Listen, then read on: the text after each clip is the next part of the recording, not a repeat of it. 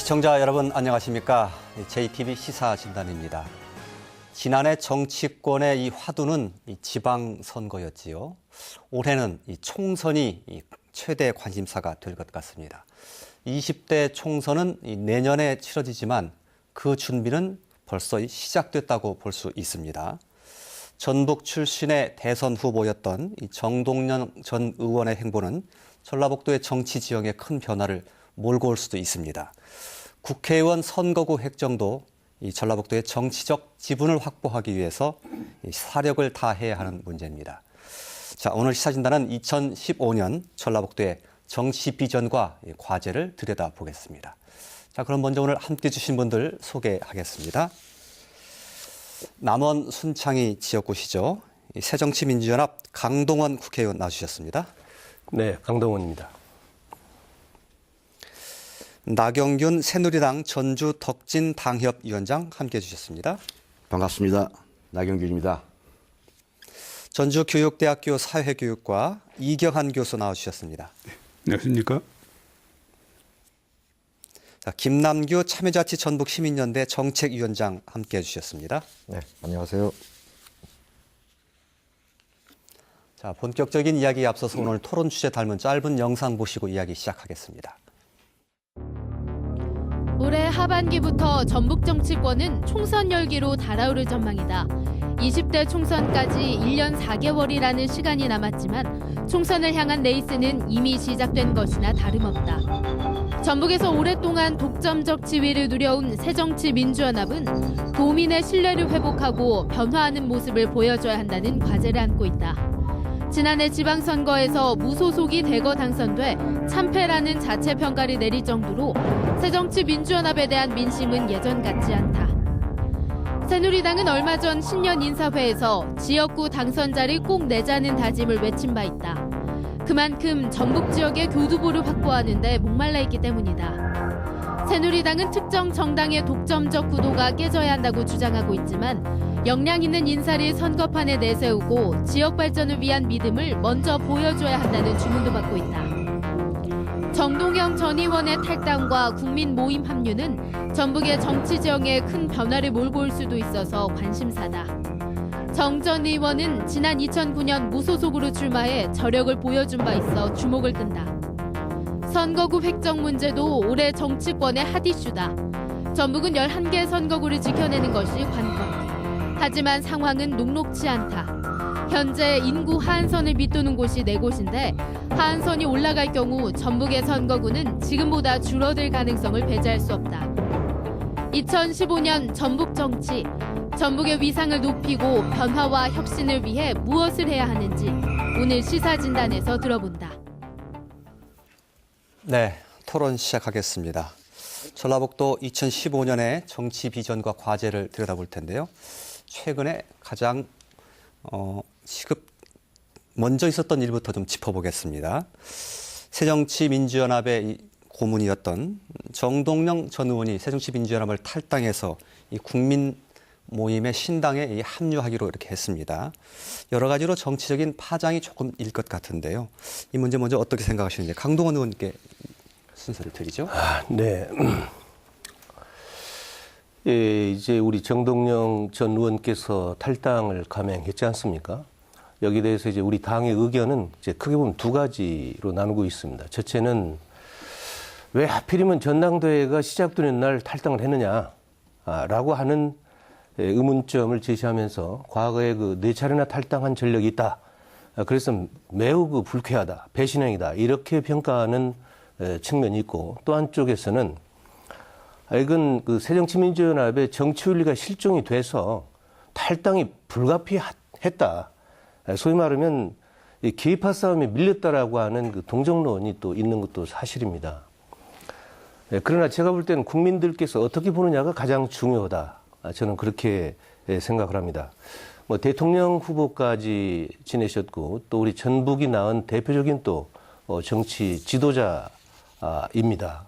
특히 저와는 제 선거구인 순창 출신이시고 또 2년 전에 정동영 의원이 전국적인 조직을 이끌었던 대륙으로 가는 길에 저도 같이 이사로 참여한 그런 동지적 입장인데 저 개인적으로는 매우 안타까운 그런 심정을 밝히지 않을 수 없습니다. 네. 예. 문제는 이게 이제 조금 더 시간을 두고 지켜봐야 될 문제이기는 합니다만 이게 얼마나 이제 그 파워를 가질 것인가, 힘을 가질 것인가의 문제인데요. 이제 뭐 한 5년 전의 일이기는 합니다만 2009년도 이 총선에서 무소속으로 출마해서 상당한 그 파괴력을 보여줬지 않습니까? 네, 예. 그렇습니다. 그런 상태가 또 다 재현될 수 있을 것인지에 가장 관심이 몰고 있는 건데 그럴 경우에 전라북도에 상당히 영향을 미칠 수 있지 않겠습니까? 제가 볼 때는 일단은 전라북도, 특히 우리 전라북도에는 좀 파장이 있을 것이다. 예. 네, 그렇게 저 개인적으로는 관측을 할 수가 있습니다. 예, 다만 그걸 전제하는 조건으로서 과연 얼마나 참신한 인물들을 신당에 영입을 해서 뭔가 혁신의 의지를 도민들께 보여줄 수 있느냐. 이것이 저는 주요한 관전 포인트라고 봅니다. 그러나 현 상태로 보면 전라북도에 이 새정치민주연합의 국회의원 현역 11명이 있지만 이분들이 당장 탈당을 해서 합류할 그런 분위기는 전혀 아니다. 예. 그리고 지금 현재 전라북도의 정치인으로서 그동안에 이 구민주당 때부터 어떻게 보면 홀대를 받고 차별받아왔던 이 제2의 정치 그룹이 계시죠. 이런 분들이 정동영 신당의 창당에 합류를 한다면 예. 그렇게 파급 효과는 크지 않을 것이다. 또 이런 생각도 해볼 수가 있습니다. 예. 아무튼 이번 기회를 통해서 우리 새정치연합은 정말 환골을 탈퇴할 수 있는 그런 그 반성의 기회로 삼아야 된다. 저는 그렇게 보고 있습니다. 예. 어떤 인물을 영입하고 또 어떤 그 정치 활동을 보여주느냐에 따라서 또 그리고 거기에 아마 4월 재보선 성적도 좀 관련이 있을 것이고요. 예. 그렇습니다. 그에 따라서 얼마나 파괴력이 있을지가 결정이 됐을 것이다. 이런 네. 말씀입니다. 나머지 세 분 어떻게 보십니까? 예. 정동영 의원의 탈당은 저는 이제 60대 정객으로 들어서는 정동영 전 의원이 마지막 승부수인지 아니면 예. 마지막 무리수인지 이 두 가지 판가름에 서 있다 그렇게 봅니다. 아마 개인 정동영으로서는 더 이상 잃을 게 없을 것이다. 그렇다면 계파 싸움에서 밀렸고 그리고 의원의 배지를 달고 있지 않은 상황 속에서 입성하지 않은 상태에서 정동영 개인으로서 선택할 여지는 많지가 않았을 것이다. 또 한편으로는 이제 그럼 정동영 개인이 전 의원 개인이 탈당할 수 있는 새정치민주연합의 여건 뭐 이것도 탈당의 빌미를 많이 줬을 것이다 생각하고요. 또 한편 이제 그럼 우리 지역의 맹주로서 활동할 수 있을 것이냐 다시 한번 이제 그런 정치정 봤으면 새정치민주연합 의원들이 초선이 많다. 7명의 초선 그리고 현재 맹주가 없는 상태 속에서 일정 부분 역할을 하려 파고들 것이다. 그럴 때 정동영 파괴력은 전북 지역에서는 일어날 수는 있을 것이다. 예. 근데 그 출발점은 저는 이제 4월 재보선에서 과연 3석 중에 1석을 얻을 수 있을 것인가. 아마 그걸 1석 정도 얻는다면은 파괴력은 상당히 클 것이다. 그리고 정치 신인이라든가 이런 정치의 뜻을 둔 비주류라든가 상당히 몰릴 확률도 있을 것이다 봅니다. 그럴 때 과연 4월 재보선에 나설 거냐 말 거냐 이건 거의 정치적 도박 수준이라고 생각합니다. 예. 돌풍을 일으킬 개연성이 없지 않다 이렇게 네, 정리할 수 있겠군요. 예. 그 을미년 새 벽주에 덕담 좀 하려고 했는데 예. 주제가 주제인 만큼 참 예. 어렵네요. 예. 어쨌든 집권 여당의 대표와 대통령 후보를 지낸 정동영 전 고문은 우리 전라북도 정치권의 정치적 자산입니다. 또 이러한 정동영 고문이 탈당함으로써 매우 이 부분을 안타깝게 생각하는 분들도 계시는 반면 또 이 부분에 대해서 곱지 않는 시선을 보내주시는 분들도 많습니다. 아무튼 우리 전북의 정치권이 매우 복잡한 건 사실입니다.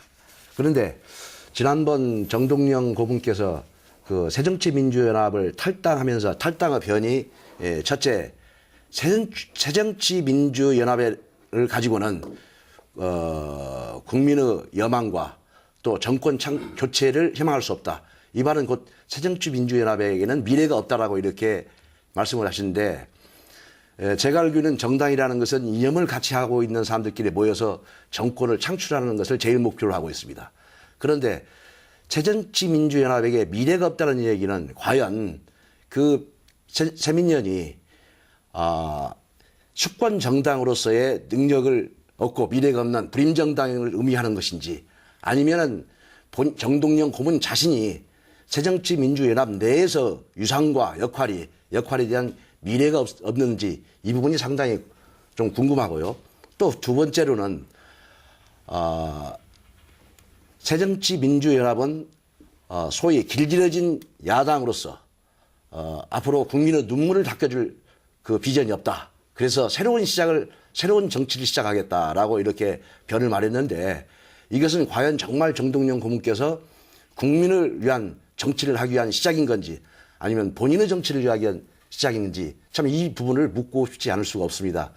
그래서 이게 앞으로 이제 정동영 고문이 탈당을 해서 제3호 신당을 만들어졌을 때 이것이 뭐 찻잔 속의 태풍이 될지, 아니면 쓰나미가 돼서 우리 전북 정치권을 갖다 휩쓸고 갈지는 좀 더 지켜봐야 될 문제입니다만은, 얼마 전 모 여론조사, 모 돈의 일간지가 여론조사한 결과를 발표해보니까 새로운 제3호 신당이 창당됐을 때 새정치민주연합에 대한 그 지지도가 42.2%, 또 제3신당에 대한 지지도가 19.8%, 뭐 이렇게 발표가 됐습니다. 뭐 적지 않은 그 전북권의 파장이 예상되는 것은 사실입니다. 예. 좀 더 지켜봐야 할 문제일 것 같습니다. 예. 그렇게 됐을 때, 이 지역에 뭔가 그 한석이라도 총선에서 예를 들면 당선자를 배출해야 되고, 그런 것이 절박한 새누리당의 입장에서 봤을 때는 오히려 그게 좀 악재 아닙니까? 글쎄요. 이제 뭐 혹자들은 예. 신당 출연해서 새누리당에게 좀 더 악재이지 않느냐. 그것은 소위 전국 판세와는 달리 우리 전북 판세에 있어서는 소위 다음 총선에서 여야 대결로 가야 되는데, 예. 이게 이제 야권 싸움이 되다 보니까 저희들은 이제 새누리당 입장에서는 낄 틈이 없는 그런 어떤 정치적 프레임이 조성되기 때문에 새누리당에게는 불리하지 않냐, 이런 어떤 그 평을 하시는 분도 계신데, 예. 전 개인적으로는 그렇게 생각합니다. 저희 새누리당의 유불리를 떠나서 저는 그동안에 정말 공천이꼬로 당선이라는 그런 어떤 한 지역에 독점을 한 그런 피로감을 갖다가 탈피시키는 그런 관점, 또 여러 가지 관점에서도 적어도 지난번 헌재에서 결정한 통진당 같은 종북 이념을 가지지 않는 건전하고 합리적인 진보 세력의 정당이 탄생하는 것도 과연 우리 전북 정치의 발전에 뭐 크게 나쁠 건 없다. 저는 이런 어떤 그 개인적인 생각을 좀 가져봅니다. 예, 알겠습니다. 제일 좋아하시는 것이 새누리당이시죠, 뭐. 뭐 상주보다는 곡정이가 더 서럽게 운다고. 지금 뭐 꼭 반기는 건 아니고요. 저에게 많은 분들이 네. 오히려 방금 이제 우리 그 사회자께서 말씀드린 것 같이 악재로 이렇게 보는 분들도 많이 있습니다. 저도 개인적으로 전라북도라는 지역적인 그렇죠. 예. 전국적인 판세와 달리 우리 전북 지역의 판세로 봐서는 악재일 것만큼은 저도 조금 그 점에 대해서는 동의를 하는 바입니다. 예. 김남규 위원장님.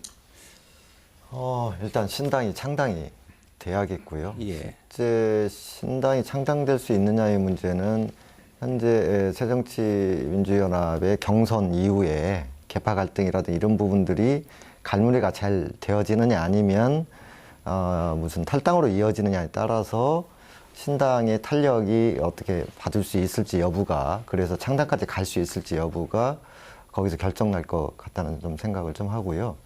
다만 정동영 전 의원이 이제 그 민주당의 한계를 이야기를 했지만, 국민들이 민주당에 대한 비판을 하고 있지만 새로운 어떤 당 정치 세력에 대한 구체적인 어떤 이 폭발적이고 전국적인 이런 형태로 바로 어떻게 지지라든지 이런 것이 나타날지는 좀 두고 봐야 될 것 같아요. 특히 그 전에 안철수 의원이 이제 새정치라고 하는 트렌드를 가지고 민주당과 합당을 했는데, 안철수 의원이 잔류를 한다고 하면 뭐 새정치라는 걸 다시 팔아먹을 수는 없거든요.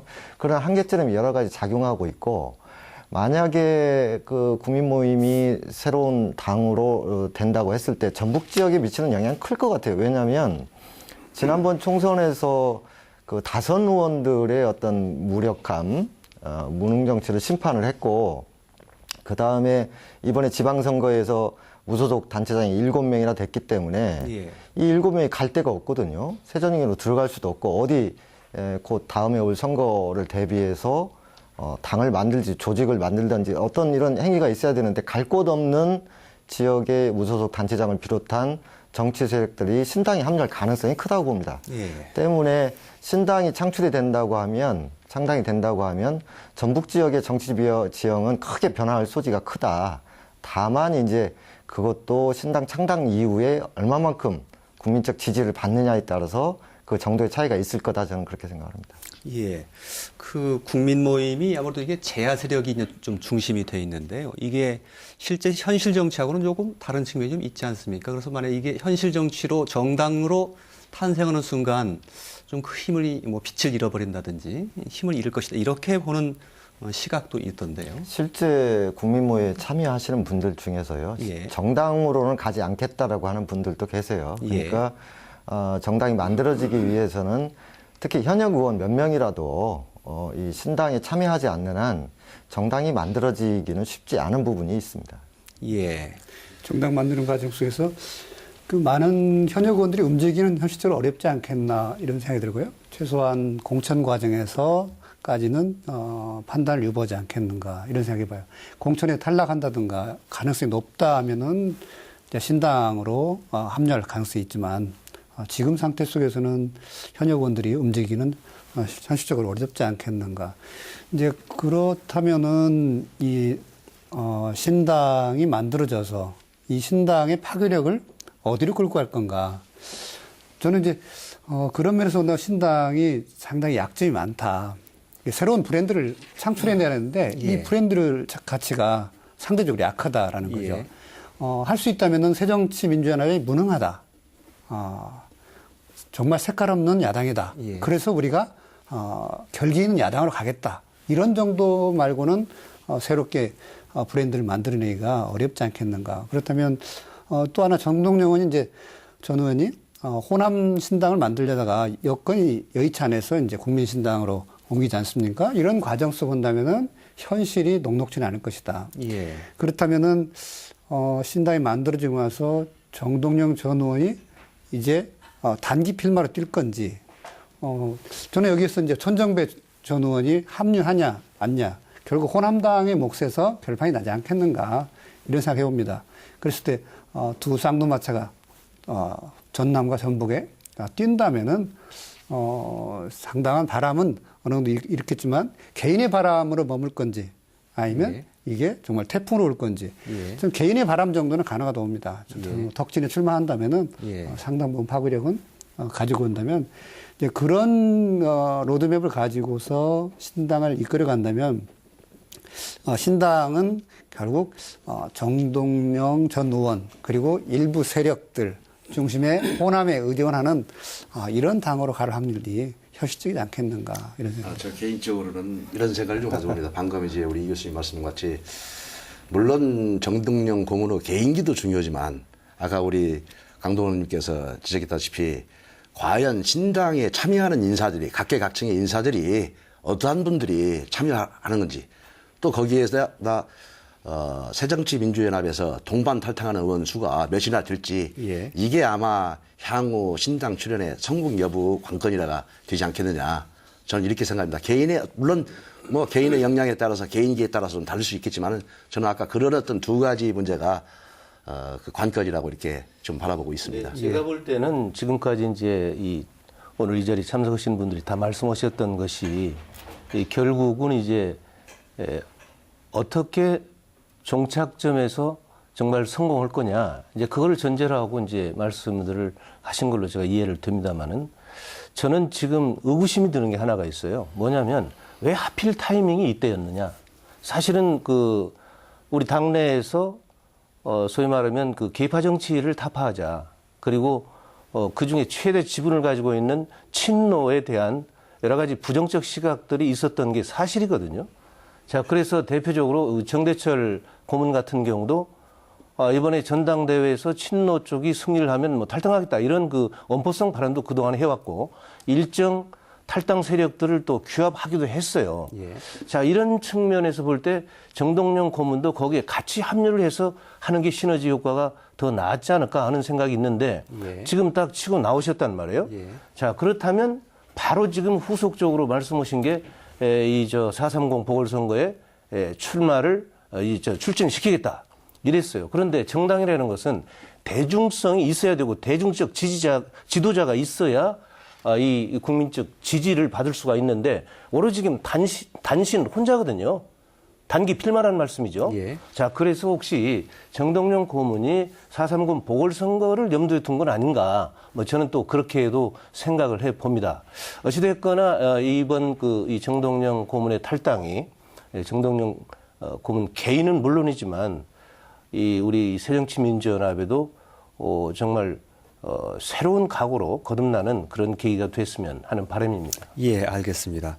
정동영 의원이 참여하게 되는 이 신당의 파괴력 여부는 앞으로 새정치민주연합이 얼마나 변화와 혁신의 모습을 보여주느냐 그 여부에도 달려 있고요. 또 신당 스스로도 어떤 참신한 인물을 영입하고 또 그분들이 들어와서 그분들 역시 어떤 모습을 보여주느냐 여기에도 상당히 달려 있을 것이다. 만약에 이 지역에 정동영 의원이 출마한다면 그건 꽤 파괴력이 있을 가능성이 높다. 이 정도로 정리를 하면 어떨까 싶습니다. 총선 얘기를 좀 하죠.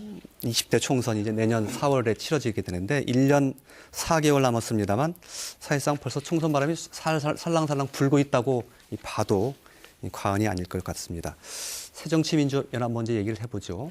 사실 거의 그 총선에서도 그렇고요. 그 지방선거에서도 독점적 지위를 누려왔었다고 봐야 되는데 지난 지방선거를 보면 그게 이제 흔들리는 조짐을 보였다. 또 최근에 그 곡성 화순에서 새누리당 당선자가 나오면서 혹시 그런 바람이 전북에도 미치는 것 아니냐 이런 걱정도 있고요.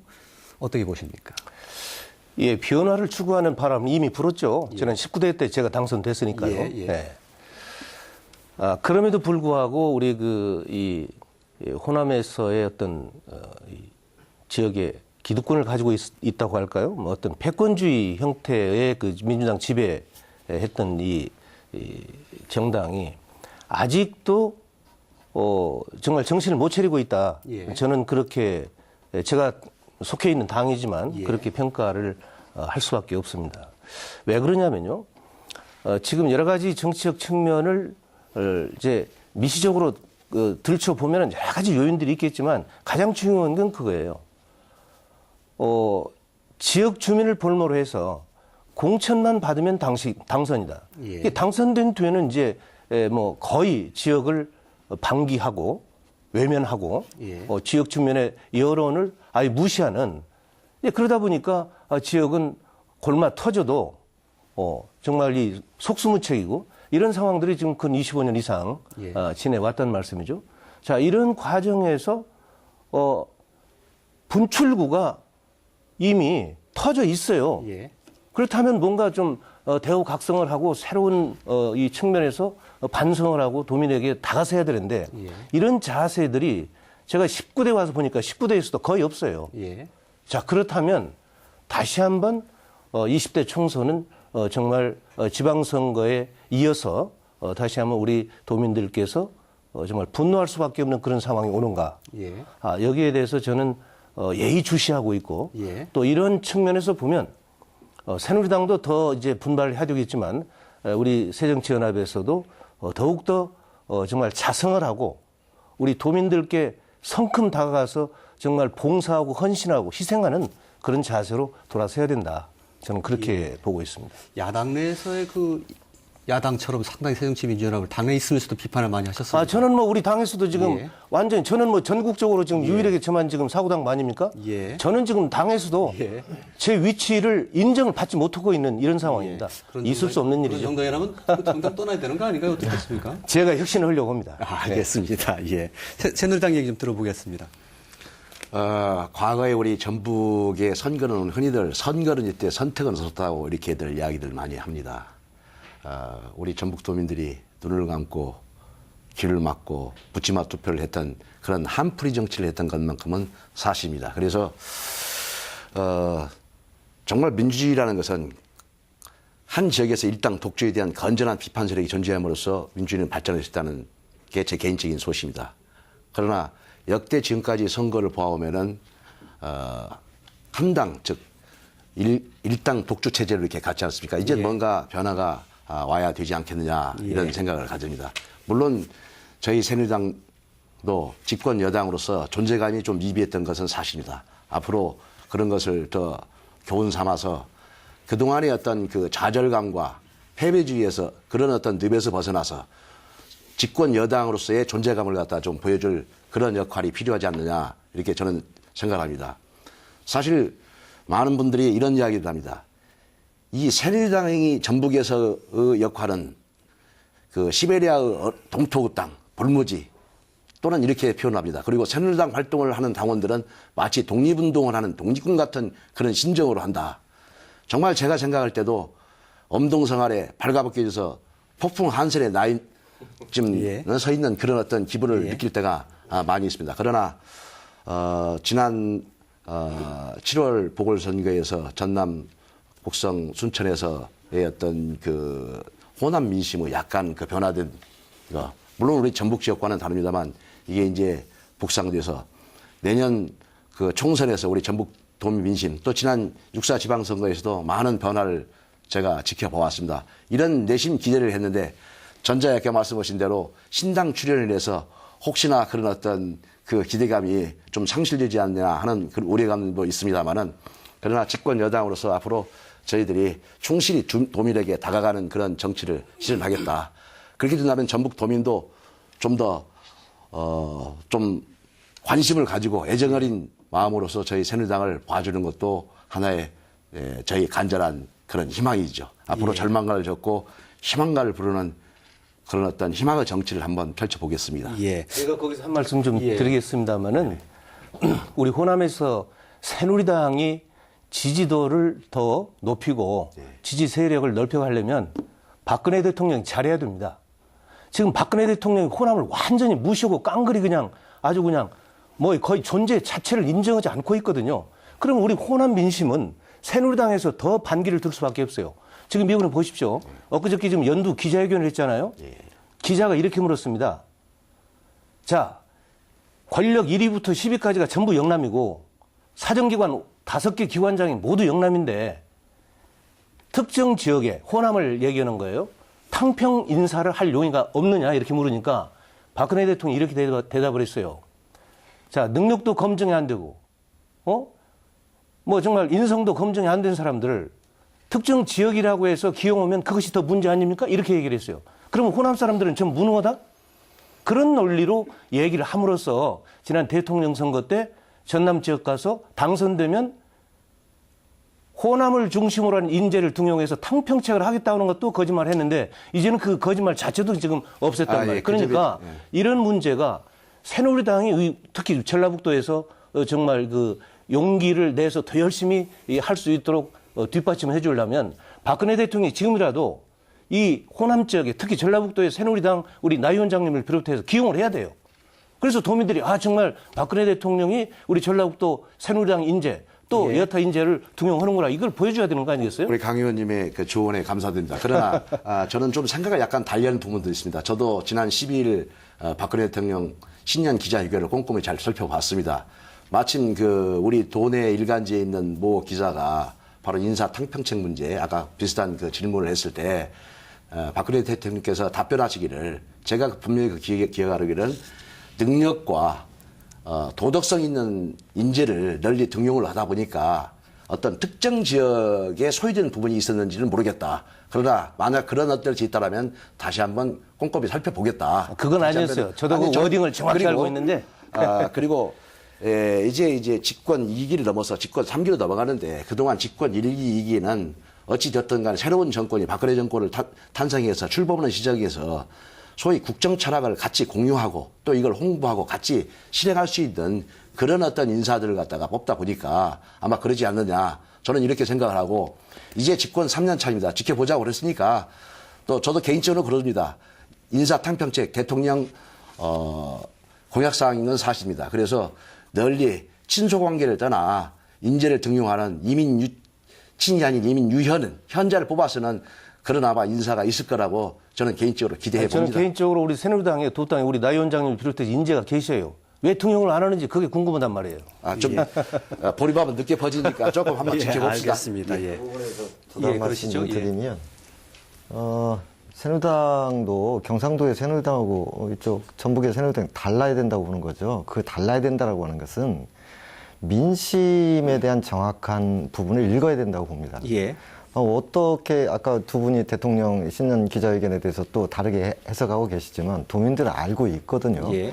그래서 제가 부탁드리고 싶은 것은 새누리당 전북독당이 우리 강동원 의원님처럼 자기 조직을 비판할 줄 알아야 되고 정부나 대통령, 여당을 비판하는 그런 어떤 전투적 모드로 좀 돌아서라는 거예요. 그러니까 항상 정부 여당을 대변하는 듯한 이야기만 하는데 이건 전라북도 민심하고 이반된 거거든요. 물론 어려운 처지에 있겠지만 전라북도 도민들이 무엇을 원하고 있는지를 목소리를 내지 않고 정부 여당의 대변만 하고 있다고 하면 당일 표가 안 나오겠죠. 그 부분은 한 번 더 고민을 하셔야 될 것 같습니다. 예, 새누리당에 대한 말씀이 있을 것 같습니다. 하실 말씀 혹시 보태실 말씀 있으시면 하시고 아니면 이경환 교수님께 넘기겠습니다. 예, 이경환 먼저 교수님. 또 해주죠. 예, 네, 알겠습니다. 근데 총선이 이제 20대 총선은 좀 그 흥미로울 수 있겠다 이런 생각입니다. 이제 소위 제3의 정당이 탄생된다면은 도민들의 선택지가 늘기 때문에 정치를 좀 즐길 수 있는 기회가 왔다 이런 생각입니다. 예. 그래서 새정치민주연합 그리고 새누리당 그리고 신당 이 3파전을 할 수 있을까 모르겠습니다만 저는 좀 했으면 좋겠다. 그래서 서로가 도민을 위해서 각축전을 좀 벌였으면 좋겠다. 그리고 우리 지역 정치나 한국 정치 발전을 위해서 서로 치열하게 경쟁하는 모습이 아마 20대 총선에서는 나타나지 않겠는가 좀 그렇게 봅니다. 근데 그 또 한편으로는 이제 전북의 정치 지형도 이 총선과 맞물려서 급변할 수 있을 것이다. 그러니까 김남기 정책위원장이 말씀하신 것 같이 무소속 단체장들이 어쨌든 이제 선택의 기로에 설 수밖에 없습니다. 어느 선에 설지 않으면 이제는 승부처를 갈 수밖에 없다라는 거죠. 그러면 이번 총선은 상당 부분 우리 지역의 단체장 그리고 총선과 맞물려서 상당한 지형 변화가 있을 수 있는데 이런 지형 변화가 좀 도민을 위해서 주민을 위해서 건강하게 싸우는 이런 모습을 간다면 저희는 기꺼이 즐길 도량이 있다는 거죠. 그리고 그 싸움이 우리 모두를 위한 건다면 기꺼이 장을 열어주겠다. 예. 그 장 속에서 한번 서로 경쟁해봐라. 예. 뭐 이런 생각을 해봅니다. 예. 그래서 20대 총선은 좀 재밌을 것 같습니다. 예, 알겠습니다. 그 각 당이 이제 뭐 총선을 앞두고 이 혁신의 모습을 보여주기 위해서 여러 가지 노력을 기울일 텐데 여러 가지가 있겠지만 그 중에서 이 흔히 그 오픈 프라이머리, 완전 경선제라고 부르는 이 공천 방식이죠.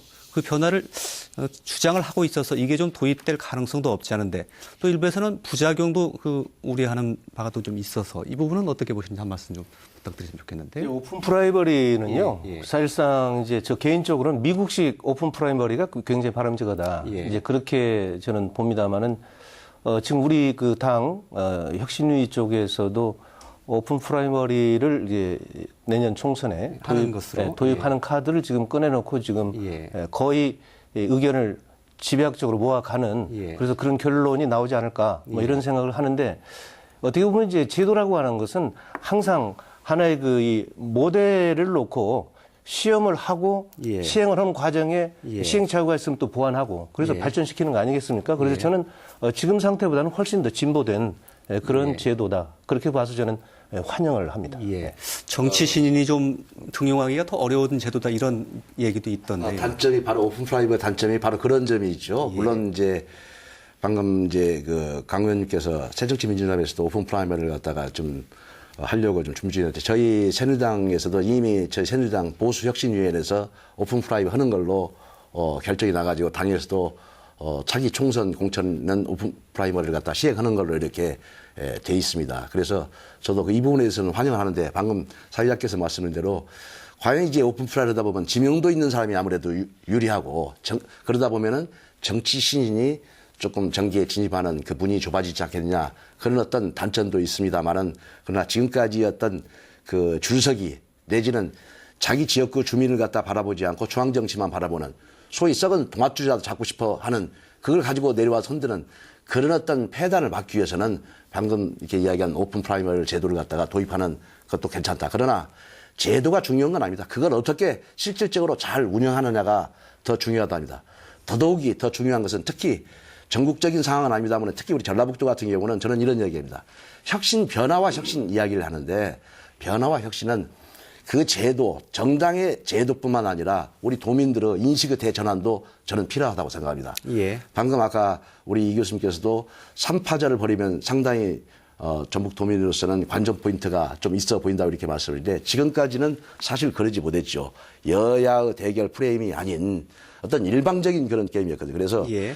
정말 진정으로 전라북도가 비상을 하기 위해서는 소위 새는 양 날개가 있어 이렇게 나눌 수 있듯이 한쪽 날개가 부러졌는데 보수 날개가 찢어졌는데 다시 좌측 날개인 진보 날개만 다시 보강하는 그런 어떤 그 형국이 되어서는 절대 전북 비상할 수 없다. 이런 생각을 합니다. 진보라고 할 수 없어요. 예. 물론 지금 그러나 일반적으로 국민들이 생각할 때는 새정치민주연합은 진보고 또 우리 새누리당은 보수라고 이렇게 가려지지 않습니까? 그래서 좀 더 정동영 고문 같은 사람이 소위 새정치민주연합을 갖다가 진보로 보지 않고 그래서 새로운 진보 신당을 만든다는 거 아닙니까? 그래서 방금 이야기한 것처럼 그런 어떤 좌측 날개만 보강하는 그리고 소위 보수 우측 날개를 보장한다면은 이것은 소위 날개 없이 전북의 비상은 추락하고 말 것입니다. 이 점을 갖다가 우리 도민 여러분께서도 참 간과해서는 안 된다. 두 가지 측면에서 말씀드리겠습니다. 첫째는 짧게 좀 부탁드리겠습니다. 이 양날개 진보와 보수 그것은요 도민들이 만들어주는 게 아니고 그 당에서 노력을 해야 돼요. 새누리당에서 전혀 이 보수 세력이 이 새누리당 세력이 여기 전라북도에서 정말 뿌리 내릴 수 있는 그런 지금 정책이나 이 제도가 전혀 안 내려와 있다 이런 거고요. 또 하나는 이제 오픈 프라이머리에 이 정치 신인들이 불려다 이런 건데요. 역으로 얘기하면요. 현역들도요. 자기가 지역에 정말 공들이지 않으면 지역 주민을 무시하고 지역에 전혀 이러지 않으면 바로 아웃돼요. 예. 네, 그렇기 때문에 이 문제는 서로 이 장점이나 단점이나 이런 걸 떠나서 제도를 알겠습니다. 시행해 보면 충분히 답이 나온다. 방금 우리 강 의원님께 잠깐만요. 예. 새누리당에서 진보적인 생각을 가지고 보수 쪽으로만 치우친다는데 사실 지난 대선 과정에서도 경제민주화 또는 서민경제 지금 민생경제 살리기 이런 부분에서는 상당히 그래도 나름 그 진보적인 정책을 갖다가 지금 펴고 있다라고 저는 개인적으로 또 네, 생각합니다. 그거 옛날 우리 10년 전에 우리가 했던 거 지금 다 가져간 거죠. 예, 알겠습니다. 거기까지 얘기 듣습니다. 한 가지만 저 이경 교수님께 좀 여쭤봐야겠습니다. 갑자기 질문을 드려서 답변이 나올지는 모르겠는데요. 이게 이제 뭐 총선이라는 게 결과적으로는 그 주민들이 자기 권리를 선택하는 행사하는 중요한 정치적 그런 이벤트 아닙니까? 그렇죠. 뭐 새누리당이나 또 새정치민주연합 변화하기 위해서 여러 가지 모습을 보여주려고 노력은 할 텐데 어떤 점을 좀 눈여겨 보시라 유권자들께 이런 거 한두 가지만 포인트 좀 짚어주시면 총선을 앞두고 도움이 되지 않을까 싶은데요.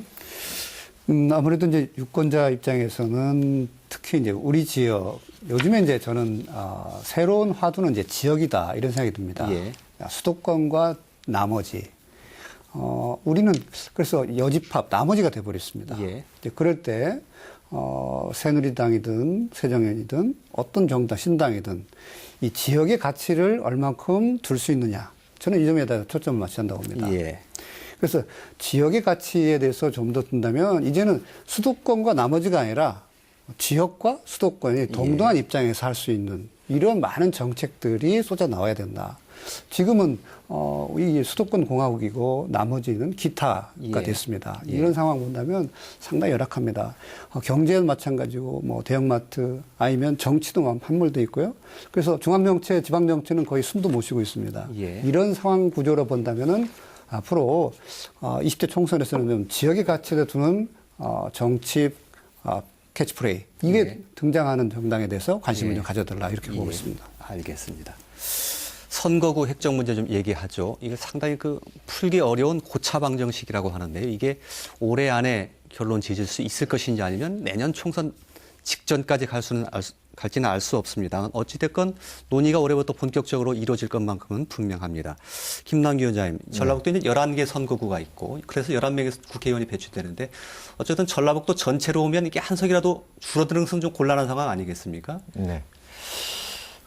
방금 이경환 교수님 말씀하셨지만 이제 여러 가지 정책, 그다음에 어떤 정치적 파워 게임도 과거에는 물론 현재도 존재합니다. 그러니까 영호남이라고 하는 지역 분할 구도가 여전히 작동되고 있지만 큰 틀에서 보면 수도권과 지방으로 나눠지는데 저번 선거구 획정과 관련해서 헌재가 합헌불일치를 내린 것 역시도 수도권 지역이 늘어나고 그 인구 증가가 좀 됐던 충청도권과 영호남 지역에서 각각 4석씩에서 8석이 줄어드는 그런 형태의 반영이거든요.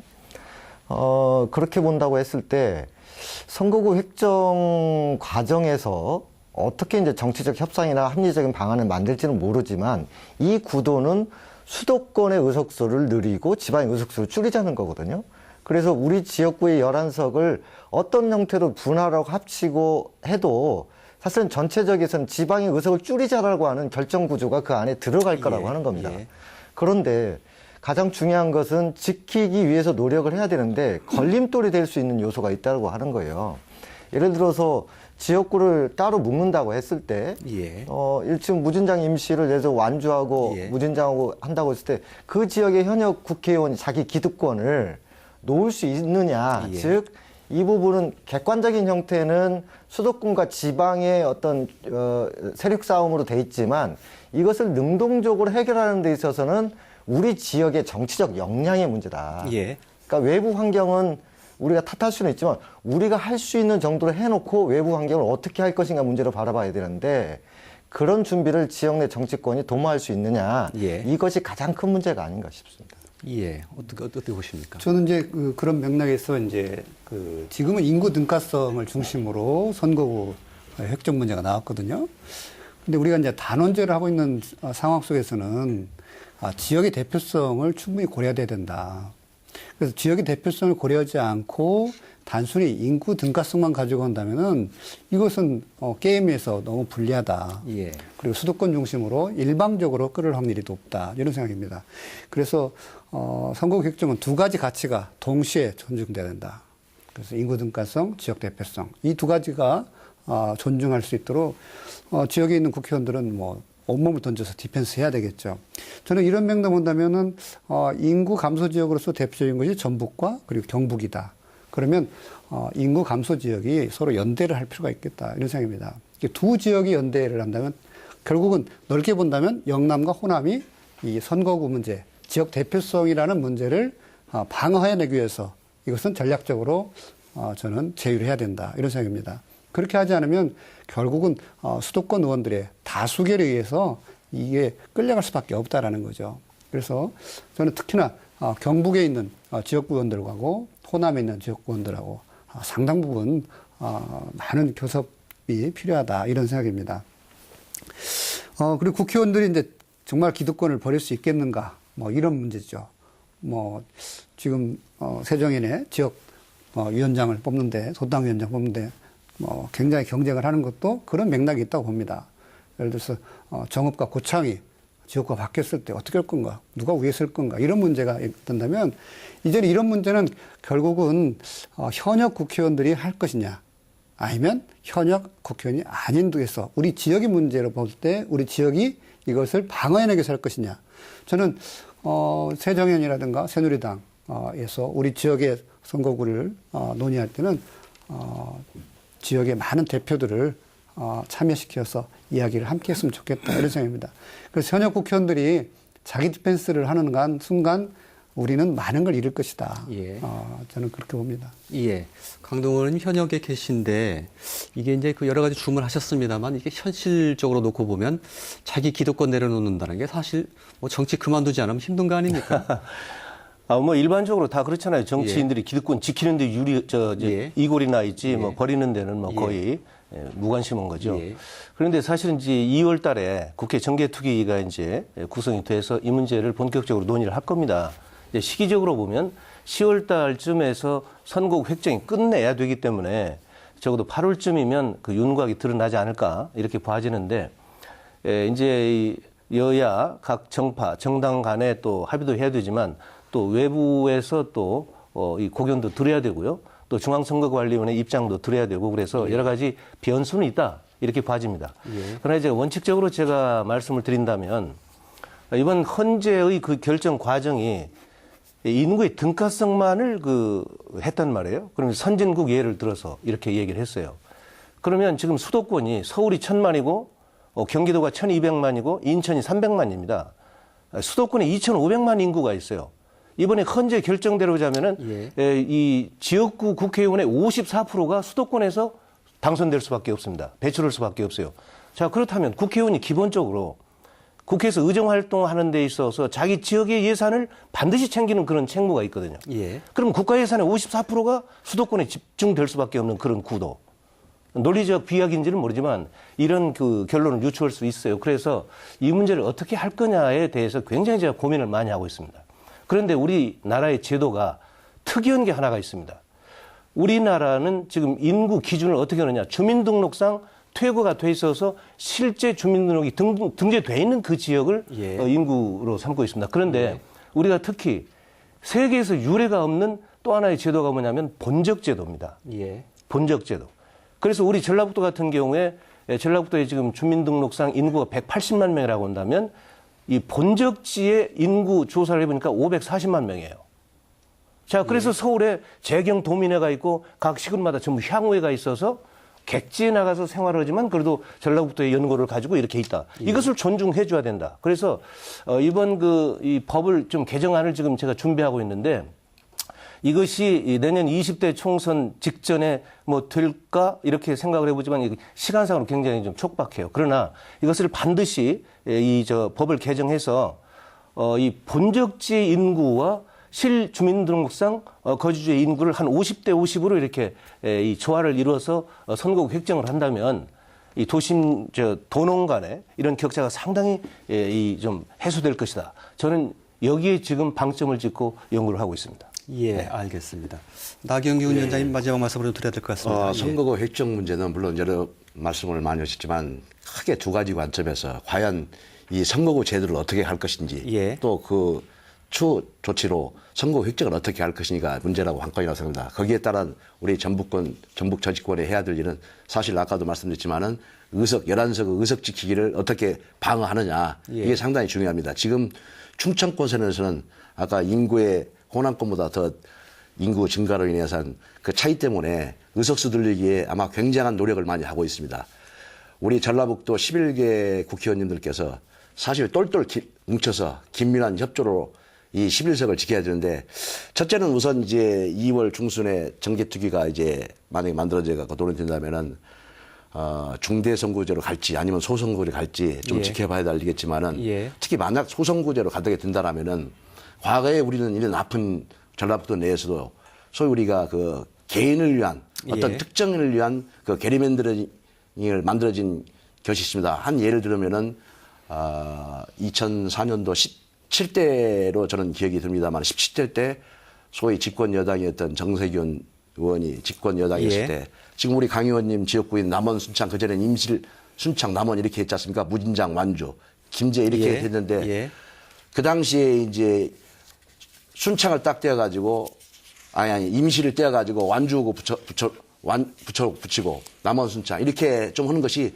소위 그래서 그 당시에 게리맨더링을 비교해가지고 세균맨더링이라고 많은 비난을 받았던 건 또 사실입니다. 앞으로 이런 선거구 획정에 있어서는 특히 이제 어쨌든 간에 새정치민주연합의 11개 지구의 국회의원님들께서는 어느 개인을 위한 위인 설구가 돼서는 안 된다. 정말 우리 도민들이 누구나가 다 인정할 수 있는 합리적인 그런 선거구 획정에 노력을 해야 될 필요성이 있다. 이렇게 두 가지 관점에서 하나는 의석 지키기, 하나는 올바른 선거구 획정. 이렇게 저는 이런 관점에서 바라보고 있습니다. 알겠습니다. 조금 전에 얘기해 주셨던 뭐 지역의 대표성이라든지 인구의 등가성 여러 가지 그 고려해야 될 변수들, 요소들이 많아서요. 분명히 쉽지 않은 어려운 방정식인 것만은 틀림없는 것은 아니죠. 알겠습니다.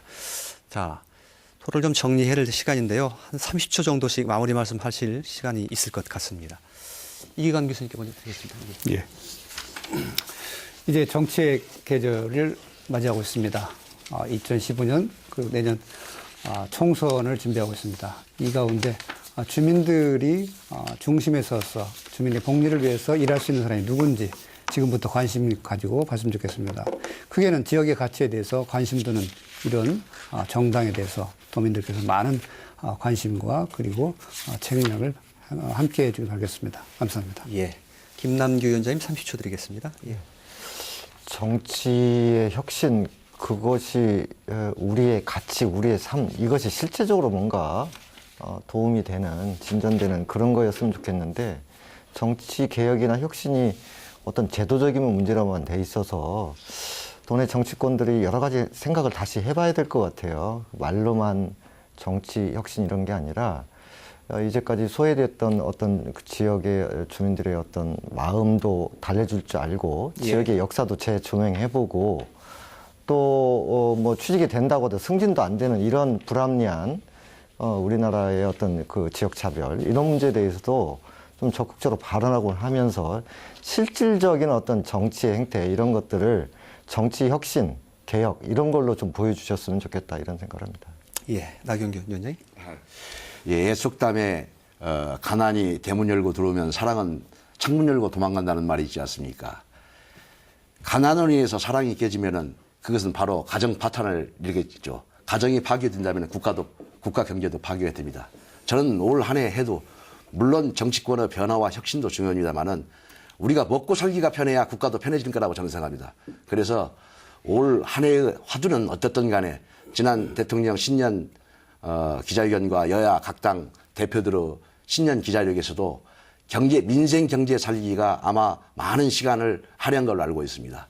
그래서 올해는 어떻든 간에 민생 경제 살리기에 많은 노력을 해야 되고 또 박근혜 정부와 또 새누리당에서도 아마 이런 민생 경제에 2조 1984억 원의 증액을 한 걸로 이렇게 알고 있습니다. 그래서 일자리 창출이랄지 또는 청년 고용 여성 문제에 대해서 관심을 가지고 있기 때문에 우리 전북 도민들께서도 우리 새누리당에 대해서 좀 애정을 가진 눈으로 바라봐 주시기를 진심으로 부탁드리겠습니다. 감사합니다. 예. 강동원 의원님.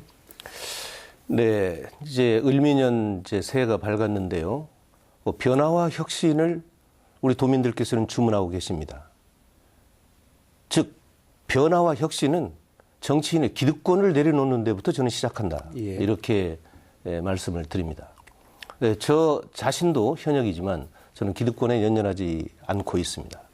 네, 다만 정치인들이 변화와 혁신을 왜 요구하는지 도문의 욕구가 어디에서 있는지 그걸 들여다보면 정치인으로서 설 자리에 서 있지 않다라고 하는 것입니다.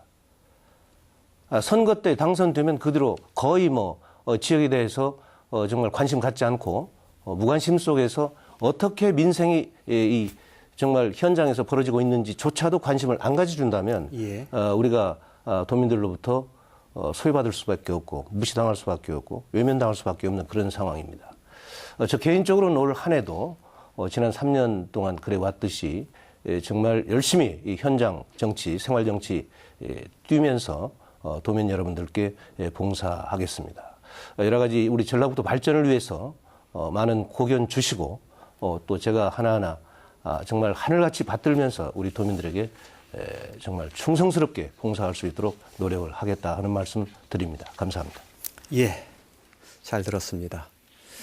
이 자꾸 양극화가 심화되는 이 국가의 문제 그리고 지역 낙후의 길을 계속 걷고 있는 우리 지역의 문제 여러 가지 문제점이 있습니다. 국가나 지역 이런 것들이 제대로 작동되기 위해서는 정치가 참으로 중요하죠. 2015년도에는 전북 정치권이 더욱 분발하기를 바라겠습니다. 오늘 토론 모두 마치겠습니다. 함께해 주신 시청자 여러분 대단히 고맙습니다.